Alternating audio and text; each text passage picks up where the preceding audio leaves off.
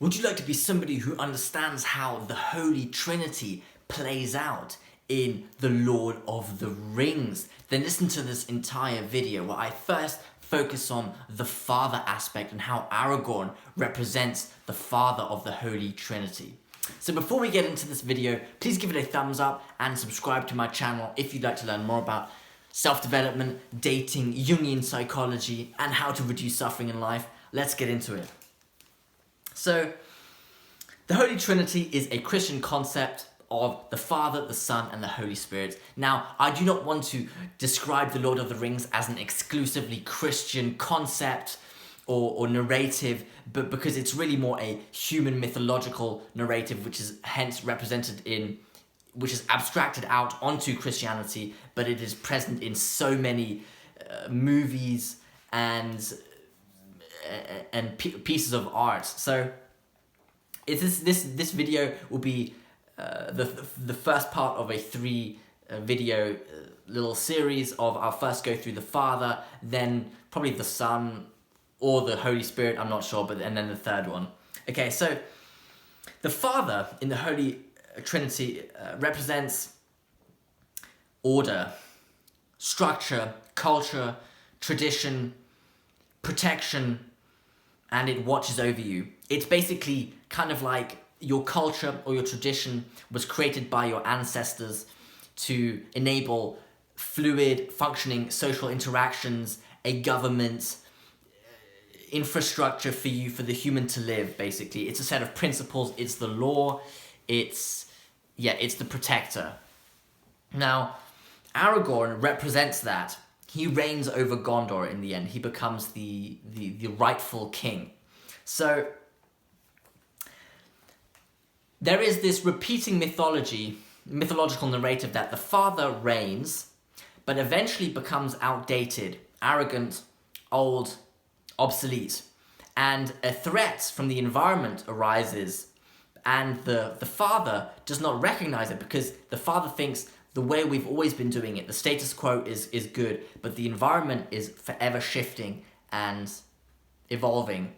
And eventually the threat becomes so big that it just wallops the king because the king doesn't see it coming. And then the order cracks, it breaks, and the Son needs to redeem the Father and re-establish order as a consequence. And that is what is happening here. So the whole story revolves around how the goal of protecting humanity, or the realm, needs to be protected by this threat, by Sauron, protected by Sauron, who is like on the verge of decimating humanity.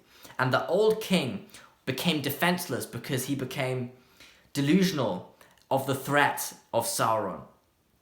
Hence, they needed to find an updated version of the king and save the father from the dragon. So what this frequent theme I've heard Jordan Peterson talk about is that we need to save our fathers from the belly of the beast, from the dragon. And what that is our culture becomes outdated.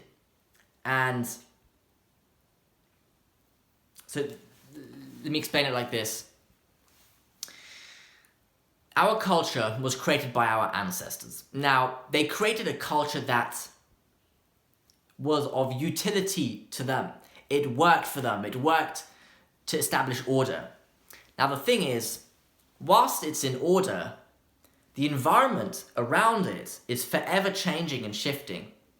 And the reason the system was effective and worked for them, it was because it protected the civilization from the environment at that point in time. However, the environment is changing, and eventually the system no longer is applied to and protect to the characteristics of the environment, because the characteristics of the environment have changed. So we then, basically, the culture is outdated and no longer works for us, for the new young generation. So we need to update the culture and adapt it to the new environment. And that is the process of saving the Father, saving our culture from the belly of the beast, and then updating it to fit our demands and needs. So, yes. And you can see the old king, I forgot his name. And by the way, I don't have prowess in the knowledge on the Lord of the Rings. So if I get any names wrong, any terms wrong, I don't mean it on purpose. It's just because I'm just ignorant on the let's say the storyline, in the details of the storyline. So you can tell the old king of Meristith, I don't know, or basically of Gondor, became sort of delusional a bit and arrogant. And Gandalf actually says, right after he goes to in the last movie, The Return of the King, right after he goes to the king to inform him that, you know, Sauron is about to attack and we need help from the other tribe, or the other sort of guilds, or no, not guilds, but tribes of the realm. The king, the king declines and says, I forgot what he says, but he doesn't see the need, or doesn't want to ask for help. He becomes arrogant, delusional, basically. He becomes outdated. He does not see the threat of the environment. And then Gandalf says something along the lines of, yeah, the kings of this realm began to worship their ancestors more than their sons. And that's it. So the king fell in love and with the culture, the status quo of how the ancestors have always done it, and did not see the importance of nurturing the sons, because the sons would be those who would update the system, the culture, the tradition, to protect the people, the humanity, the civilization from the changing environment. Yes. So the system became obsolete, and figuratively speaking, the society was walking on the bones of the ancestors, which led to the system ignoring the threat of change, so Sauron. So eventually the culture became outdated. Yes.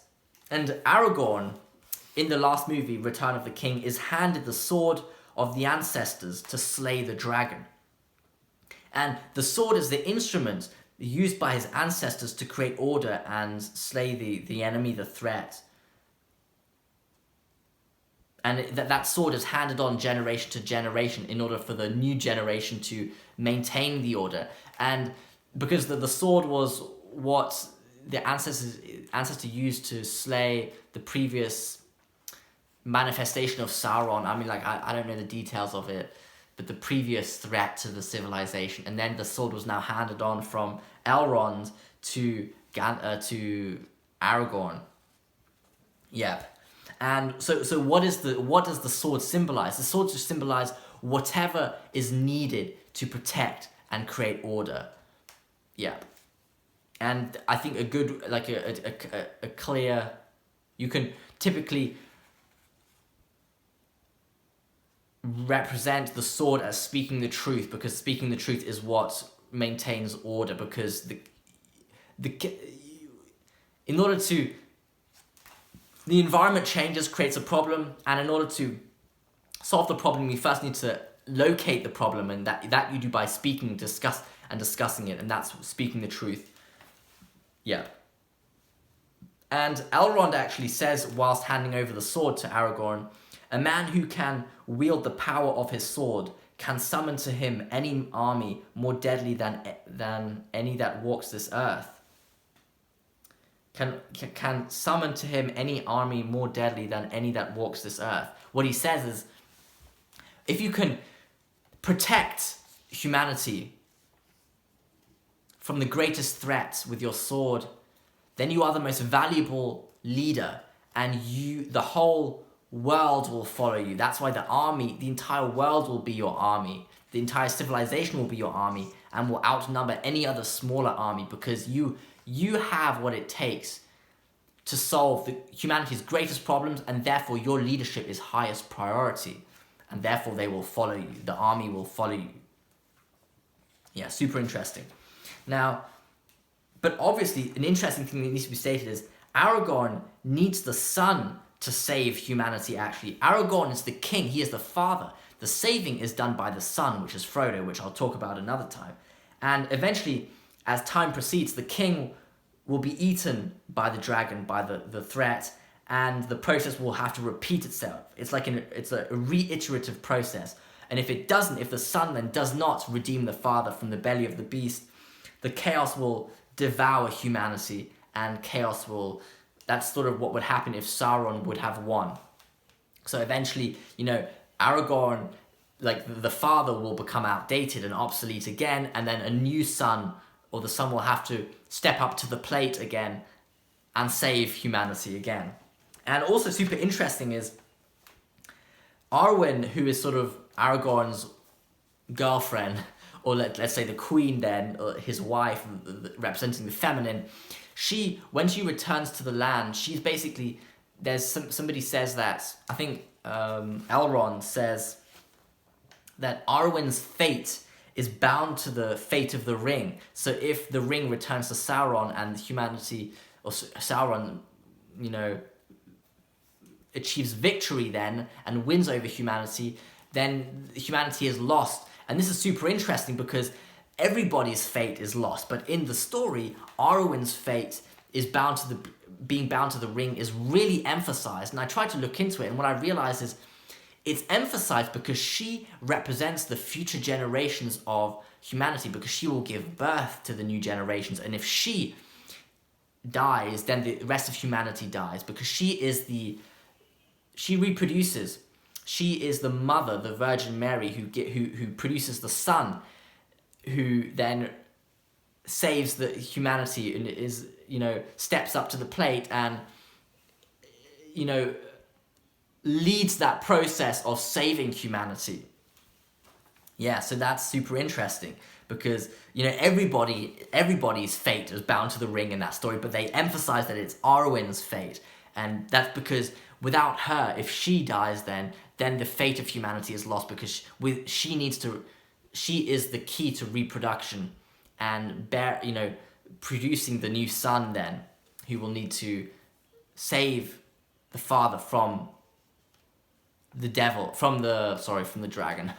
Okay, so in conclusion, the Holy Trinity is present in Lord of the Rings because Aragorn represents the father, Frodo the son, and Gandalf the Holy Spirit, which I will talk about in the next 2 videos. And Aragorn is the father because he is the king.